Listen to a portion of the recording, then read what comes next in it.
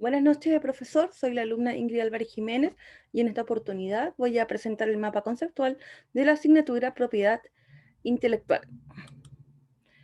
Por la extensión de este mapa voy a usar la herramienta Zoom del PowerPoint. El concepto central de este mapa es la propiedad intelectual, la cual se divide, como usted bien nos ha explicado, en derechos de autor y en propiedad industrial. Yo diría que la división de estos dos conceptos se basan en la raíz de la obra o la creación, ya que por derecho de autor se entiende aquello vinculado a obras de creación artísticas y humanistas, mientras que la propiedad industrial está más vinculada al ámbito científico, ¿no es cierto? Y la tecnología. Cuando hablamos de derecho de autor, encontramos dos tipos de derechos, ¿no es cierto? El derecho patrimonial, que para resumirlo muy sencillamente, trata sobre la explotación económica que el creador puede hacer respecto de estos derechos. Y también los derechos morales, que tratan sobre el reconocimiento de la autoría. Estos derechos en nuestro país se establecen en la legislación de acuerdo a tratados internacionales convenidos, que son varios. Por un tema de tiempo no los voy a mencionar, pero destacan, por ejemplo, el convenio que establece la Organización Mundial de la Propiedad Intelectual, OMPI, y también el Pacto Internacional de Derechos Económicos, Sociales y Culturales, el Acuerdo de Marrakech, por el que se establece la Organización Mundial del Comercio y los acuerdos anexos que se indican. También en nuestro país se ha llevado a cabo la legislación propia, ¿no es cierto?, donde destaca la ley 17.336 de propiedad intelectual, que ha presentado variadas modificaciones, siendo la última la del año 2010, ¿no es cierto?, con la ley 20.435.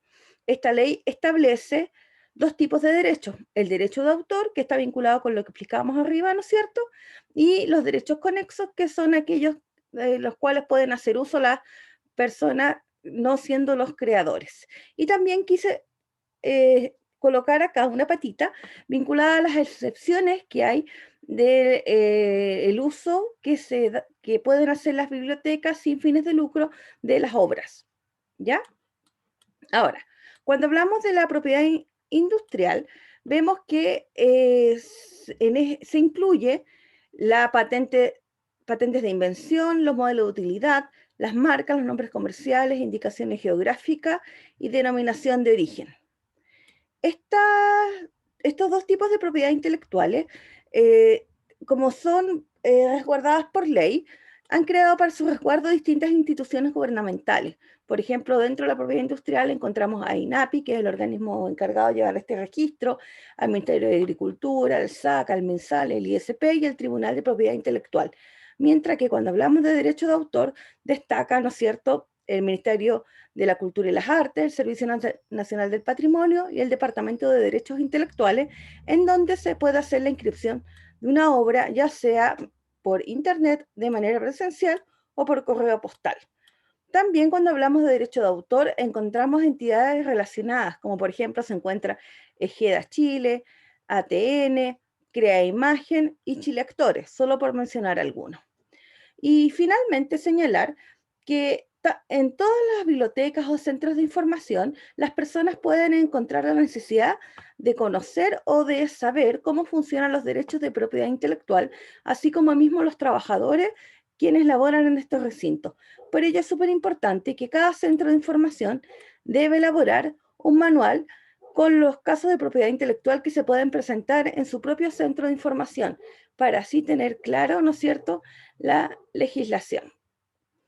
De manera general, profesores, considero que es muy interesante conocer esto, ya que a través de la ley, ¿no es cierto?, podemos saber cuándo las bibliotecas podemos usar determinados registros, conocer los derechos de los creadores y también así poder educar a la población.